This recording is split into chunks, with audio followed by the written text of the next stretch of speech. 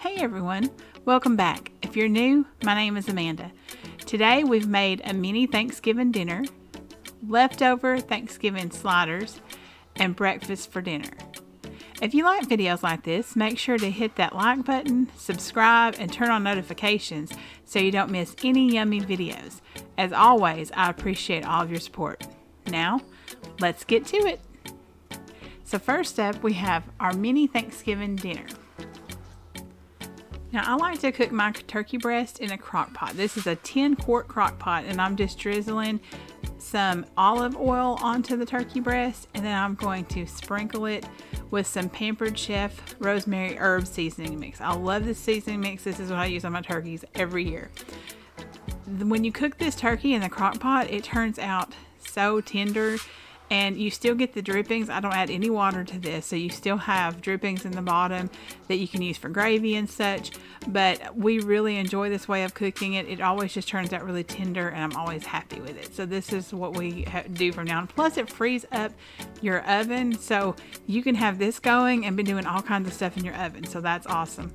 My turkey package gave instructions on how long to cook it by pounds on its package, so I followed that, but just make sure that you check that your package for that. Otherwise, if you're cooking it on high, 4 to 6 hours, just depending on how big it is, make sure you check the temperature and make sure it's fully done. So now I'm starting on the stuffing, dressing, whatever you like to call it. My husband, this is the only one he'll eat. I actually, for Thanksgiving, I make a Southern cornbread dressing where you can make the cornbread and all that, but this is what I do for him, and so this is what we did this night since it's so quick and easy.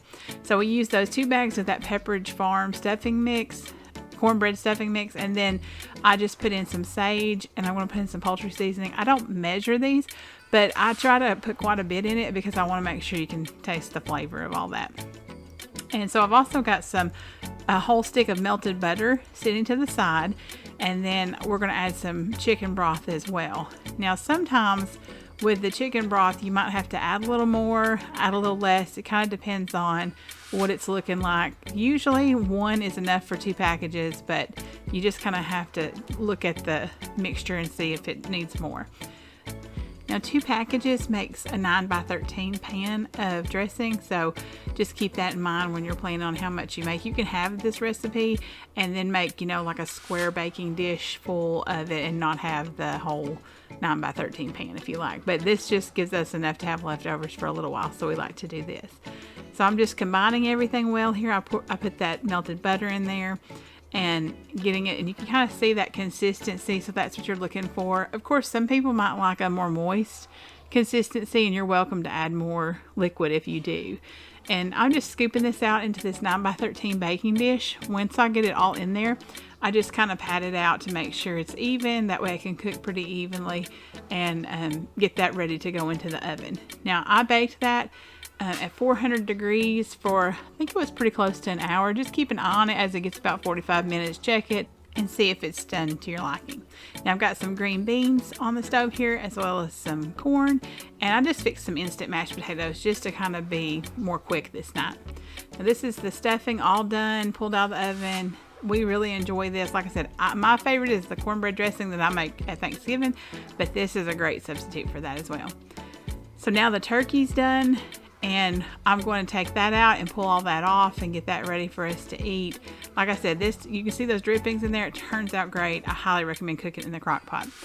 Now, here's my plate.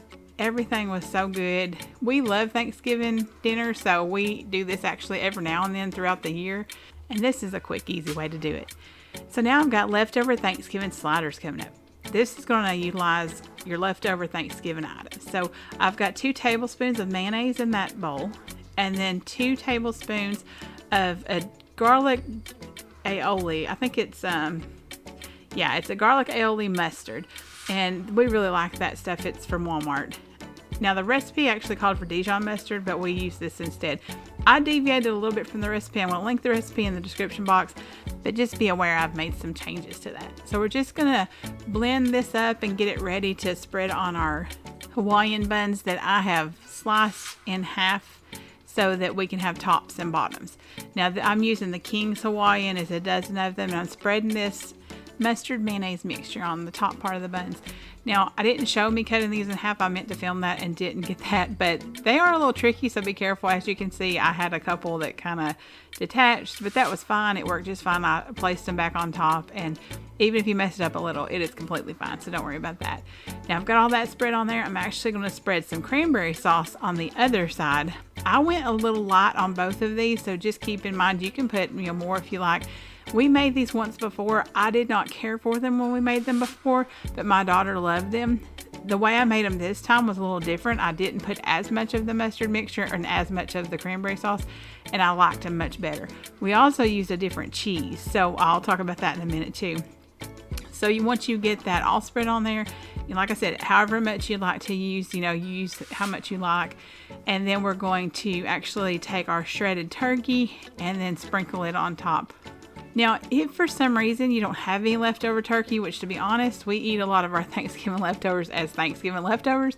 So this time, I went ahead and I wanted to use this for this recipe specifically. But if you don't have, you just want to make this sometime during the regular part of the year, you could use turkey sandwich meat too. So you can always improvise. And it might even work fine with chicken too, but like shredded chicken, because I think chicken and turkey are pretty similar. But that would give you a couple of options in case you don't have any fresh cooked turkey. But you just layer on however much you'd like on here.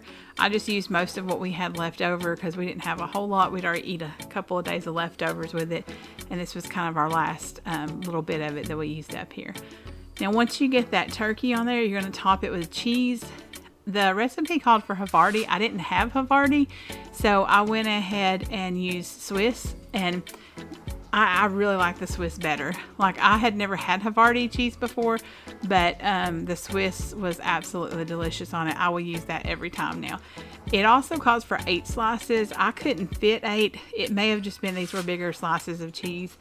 This was actually the Cracker Barrel brand. It's aged Swiss, and we love that anyways, just like for other things like chicken salad sandwiches and things like that. So I highly recommend that brand of Swiss. Now, we're just going to put these bun tops on there, and then I'll put my little 2 that kind of got away from me and put those on there. We're going to take 2 tablespoons of melted butter. I use salted. The recipe says unsalted, but everything else in here didn't have much salt, so I went ahead and used salted butter. And I'm just brushing the tops of these buns with it. That butter, like when you bake these, oh my goodness, it's so good. It just gives it such a wonderful buttery taste to it, and everything gets all melty and gooey, and the cheese, I just can't, it's just awesome. I love these. This time I really loved them, so the changes I made were so much better. Now, the recipe calls for poppy seeds on top. You're more than welcome to use those as well if you like. I didn't have any, so I left those off. So I'm just kind of flipping them around so they kind of be more in the center of the pan. You bake these at 375 degrees for 15 to 18 minutes. And then once they're done, we're just going to kind of slice them to where, we can pull them out as sandwiches and get that done. Now, here they are all done. I did let them go a little longer than I meant to, and the tops got a little browner, but they didn't taste burnt or anything like that. They were delicious. We absolutely love these. And you can see that cheese is all stringy and melty, and you can see that cranberry sauce in there. These were so good. So if you don't like Thanksgiving leftovers and want another way to use up your turkey or cranberry sauce, this would be a most amazing thing to do. So you could use this even for lunch if you wanted to. So this was a great dinner. We loved it. So now we just did breakfast for dinner. This was some fairly quick, easy type meals. We've got our sausage and cheese muffins that I made in a prior video. I'll link that down below. Those are amazing. We did a double batch this time because they get gone so quick. I'm going to make some gravy. Since we have sausage in the muffins, I'm not going to put sausage in the gravy, but I thought it would be interesting to make gravy and put it over these. Now, I didn't measure any of this. I've got a couple of tablespoons of butter and what little bit of grease was in there from the sausage, which was not much. And I just cooked that a little bit to get that raw flour taste out. And then I added my milk. I ended up adding a little extra because, I kind of just did it by look. And then once you bring this to a boil, you can see how thick it's going to get and decide, you might need a little more milk. Always err on the side of less milk because you can easily add, but you can't take it away. Now I've just added a little salt and pepper in this. These sausage and cheese muffins are really almost like biscuits. In fact, when I was getting them out of the muffin tin today, I thought, I think I'm just going to make them as drop biscuits next time. Like, I'm not going to put them in the muffin tin. I'm just going to put them on a sheet pan and bake them that way. Because to be honest, that would save me from having to clean the muffin pans, and I could use parchment paper. So that's a tip for next time. I've just got some scrambled eggs here, and you can see that I've got one of those muffins on my plate, and I'm going to just put the gravy over the muffin. This was really good. Like, you know, that muffin, you've got the sausage in there, you've got some cheese. It's really a biscuit is what it is, but with the sausage and cheese in it. And with this gravy, it was just so good. Like, I really enjoyed this a lot. So this was kind of something different. This is actually the third time we've made those muffins. That's how much we enjoy them, so I highly recommend them.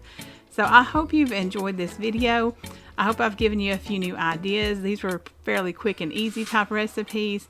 Thank you so much for watching. Don't forget to like and subscribe. And above all, I wish all of you a very happy Thanksgiving and a very blessed day. See you next time.